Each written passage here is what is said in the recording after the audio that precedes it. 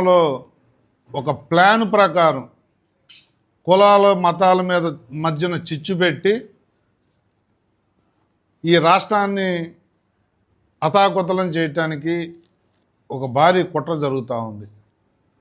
దానికి కొంతమందిని సెలెక్ట్ చేసుకుని పెయిడ్ ఆర్టిస్టులుగా తాడేపల్లి ప్యాలెస్ నుంచి డబ్బు పంపిస్తూ కొంతమందిని సెలెక్ట్ చేసుకుని మతాల మీద కులాల మీద మాట్లాడించి తప్పులు మాట్లాడించి మళ్ళీ వాళ్ళు తప్పు చేసిన దానికి అరెస్ట్ అయితే ఇది ప్రభుత్వం తప్పుగా సృష్టించి ఇది ఒక మతం మీద దాడి, ఒక కులం మీద దాడి అనే విధంగా తీసుకెళ్ళి ఈ రాష్ట్రాన్ని కులాల మతాల మధ్యలో ఆ గ్యాప్ పెంచే కార్యక్రమం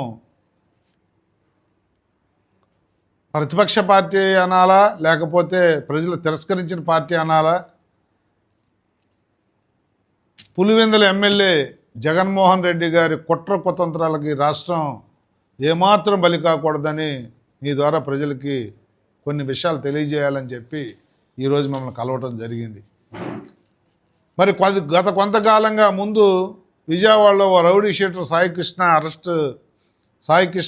అరెస్ట్ చేస్తే అతను మాయమైతే దాన్ని కాపులకి భుజాన్ని వేసుకోలేదు పవన్ కళ్యాణ్ గారు అని చెప్పి మాట్లాడి పవన్ కళ్యాణ్ గారి మీద దాడి చేయించారు.